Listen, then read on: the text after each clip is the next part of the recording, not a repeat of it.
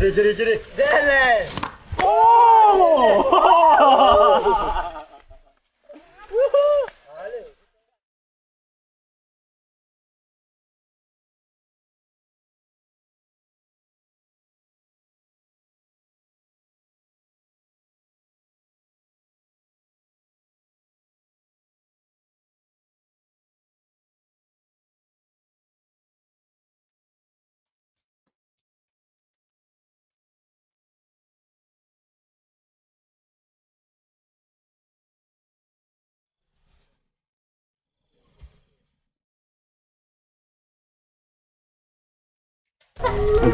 สบายดีทุกคนที่กำลังติดตามพักต้มมาจินตนาเข้าสู่ช่องอาคาน้อยเนาะมื้อนี้เป็นมื้อโอกาสดีคือเป็นเทศกาลบุญ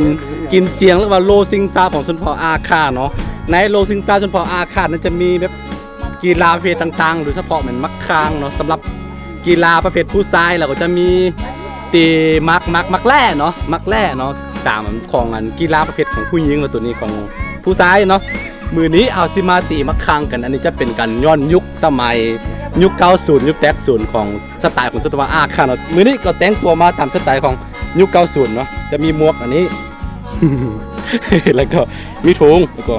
มีเสื้ออาคาตอนนี้คือเฮาตีมาได้ประมาณ1 ชั่วโมงนึงแล้วก็รู้สึกว่าร้อนแห้งเจ็บแขนเจ็บขาหมดแล้วทุกคนเนาะนี่คือกัน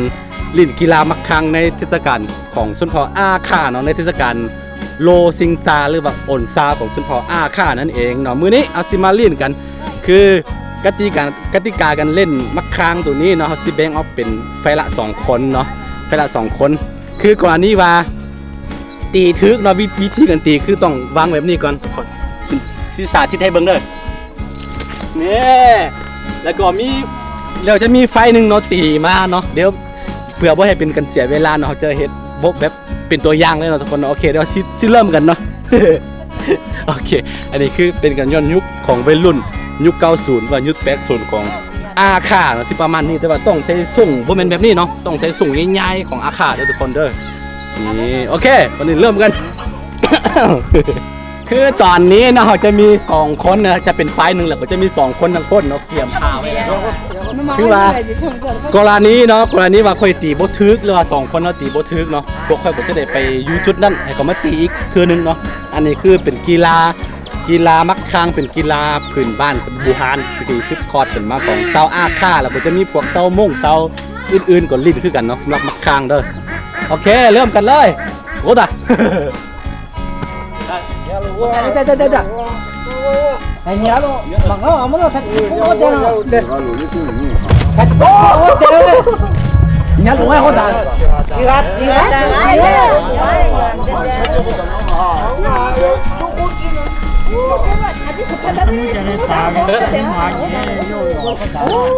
Hôm nó ăn cái chân nó. Hốt đàn này hốt chưa đây. Nó đã bữa ta họ nhìn nó má bữa ta Hốt đàn như nhalo thôi. Bữa ta như chậu ngắt là tại tiếp tục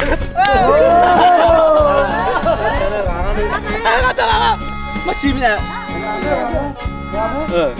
làm thế nàoนี่คือทุกคนตอนนี้เนาะเขาตีทึกแต่ว่าของเขายังปีนอยู่แบบนี้เนาะของเขายังปีนอยู่แบบนี้แสดงว่ายังค่อยชนะอยู่เนาะนี่เนาะให้เขามาตั้งแค่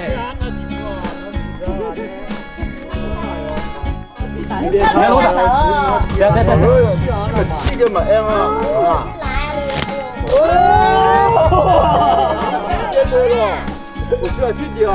Mà thằng nó tao đâu tao giải lấy gan này.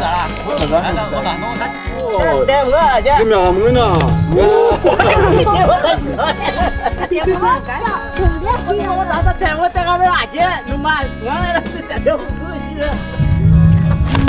이거 왜 나온다?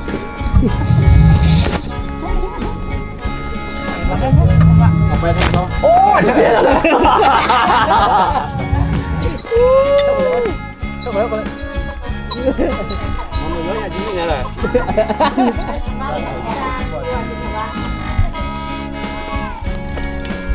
너 편집해 주는 거냐, 볼게.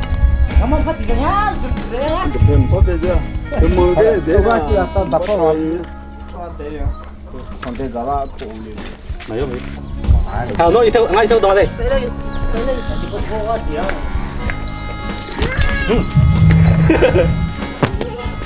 hốt đảo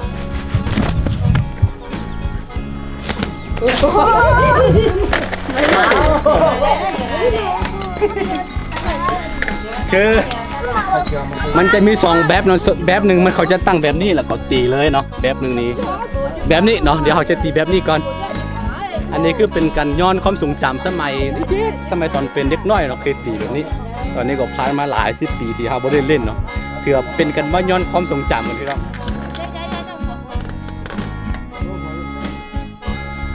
ทางนั้นเท่าไหร่เนี่ยโอ้ตามาโยกเขาจะได้ ขบวนที่จะเจ๊ มาโยกอ่ะ 그럼 아마 또 내가 빨리 좀. เดี๋ยวเราถ้าถึงว่าอันนี้เราที่ค่ายเดี๋ยว โอ้ตา 아, 진짜 이거 아마 다 깡파야지. 还有那个等着谁吧。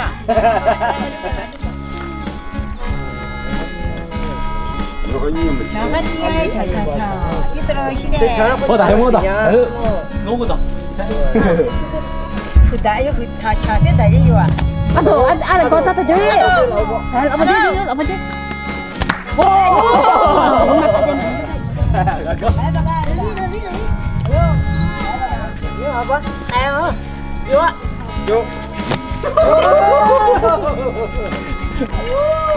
내가 저 줬다. 나 쉬어줘. 이거 라 나는 그냥. 그라 파 대가 아니야 이거 파대 떠는 대가 맞아. 수아대 거 먹으면 막 변해야 돼. 내 위조 이거. 그냥 이래요 봐 너무 해야 돼 그때 먼저 싫어만 말아야.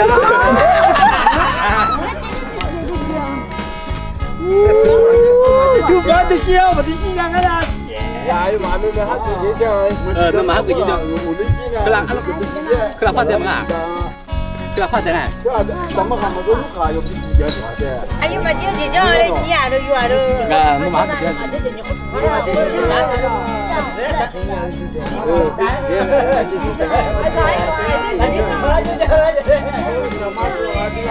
그란 말 보다 à đây à đây 빨리 시작을 못 해야 돼. 저기 라프나 또 해다.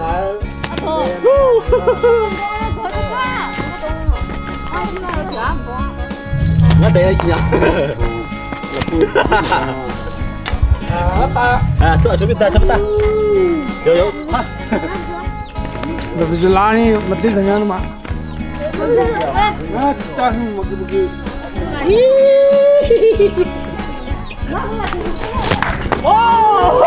phải không nào แบบนี้นี่ชนะของแท้아니야, 나도 자와 나다. 아니, 진짜 같이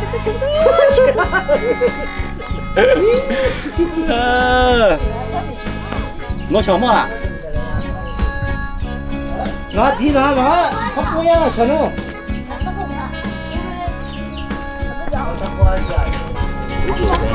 ngáo như là cô à có nó phải đi chơi 커피 송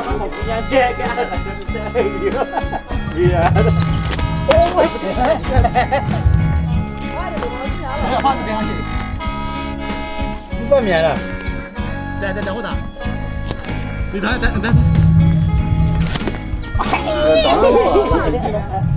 나 비지야. chỉ phụ cái này nhà hoài sữa. 누구 그래? 내 비지만. 앞에 보세요. 진짜 지죠.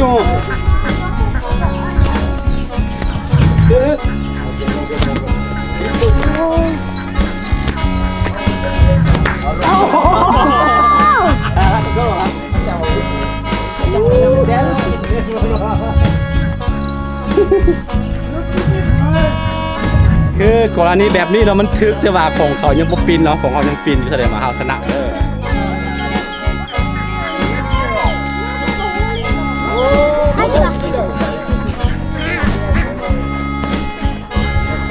ตุลาติสามาชามเขาเลี้ยงอ่ะที่เขาเลี้ยง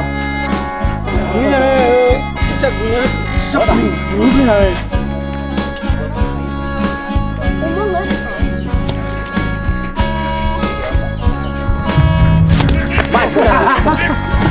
这是什么？哇，你看了？我你看那怕的天话就在这，我走进来了。干得好啊！看你不啊？我不见了。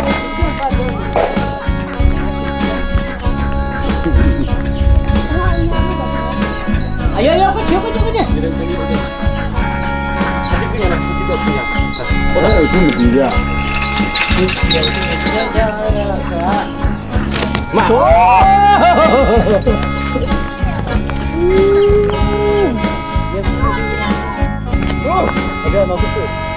你要去这个后边啊！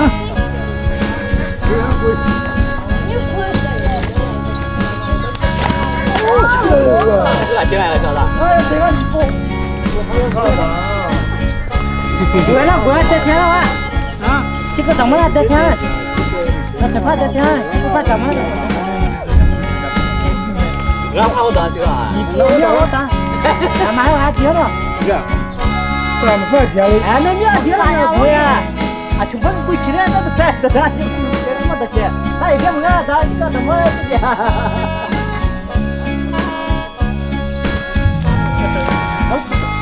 我打你了嘛，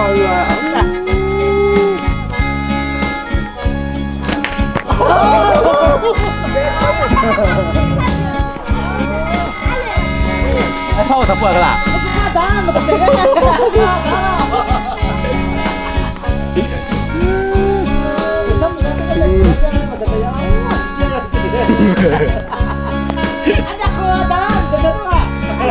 你在那边。哦，你说你还在这边吗？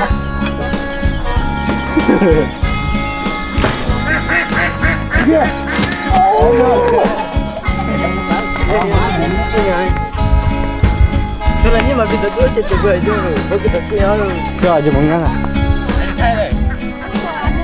啊？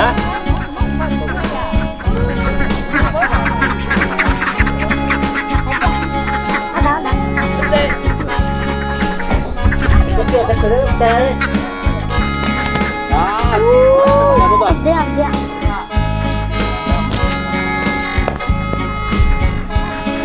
啊，这个不能吃。我拿的了。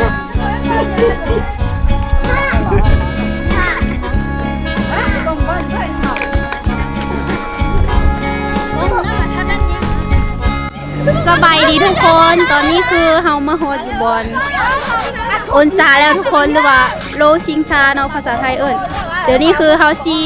ลองขี่เบิ่งอันนี้บ่เป็นบ้านเฮาแต่ว่าเป็นบ้านเขาแล้วเฮาสิรอขอขี่น้ำเขาก่อนมันน้ำร้านน้อยมื้อนี้คือเฮาใส่ชุดอาคามาทุกคนแต่ว่าบ่ได้เต็มยศเด้อบ่ใส่หมวกแล้วก็บ่ใส่ข้างในเด้ใส่แต่เครื่องนอนน้อยนึง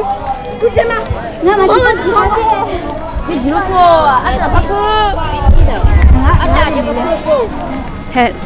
ดิแล้วกลัวเลย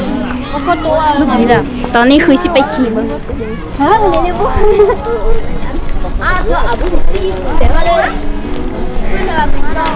来，下次是的。ตาเทียนเนี่ยจริงเหรอ 大炮，大炮，来，大炮，姐姐。เทียนเนี่ยกูยังลูกพ่อตัวสิมันมีไปฟังก็ไปได้ฮะไปจริงอ่ะทำไมไม่จริงอ่ะตัวนี้ก็การเจ็บมากบ่อยู่นะหัว 我这个这个也ถ้าถูกการลงกูนะดีเลยเด็ดเดียวตัวเสียบอารูค่ะมาเห็นแบบนั้นมีทรงนะมาถือก็เลยกูยัง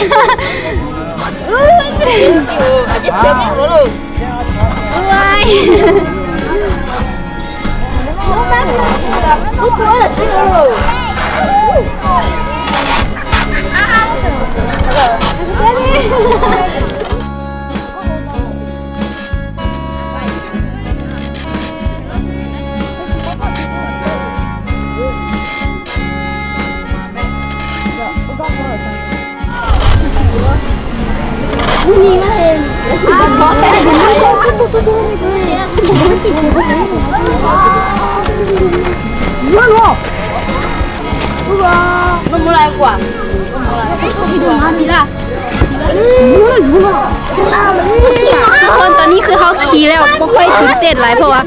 อันนี้มันบ่เป็นดอยนะคืออยู่บ้านเฮานี่เป็นดอยแล้วก็แบบบ่จำเป็นต้องดึงหลายอันนี้คือเป็นเพียงแล้วก็มันบ่ไปหลายเนาะทุกคนต้องได้ดึง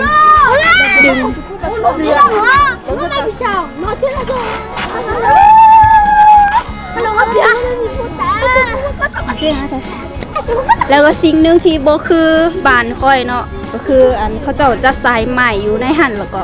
เวลาขี่ผู้หญิงจะลำบากหน่อยนึงเพราะว่านุ่งกระโปรงเลยแต่ว่ามีส่งข้างในเด้อแล้วก็อยู่เขาในมันก็ได้เพราะว่ามันน้อยคือบ้านเฮาบ่จำเป็นต้องใส่ใหม่อันนั้นเนาะแล้วก็ขี่แบบนี้เลยแล้วก็ผู้ใส่จัดขี่แบบนี้คือมือนี้เนาะว่าสิมาแต่เช้าแต่ว่าบ่ได้มาทุกคนเพราะว่าอยู่เฮือนมีหลายเวียกที่ใดเฮ็ดเนาะเพราะว่านี่เป็นบุญของ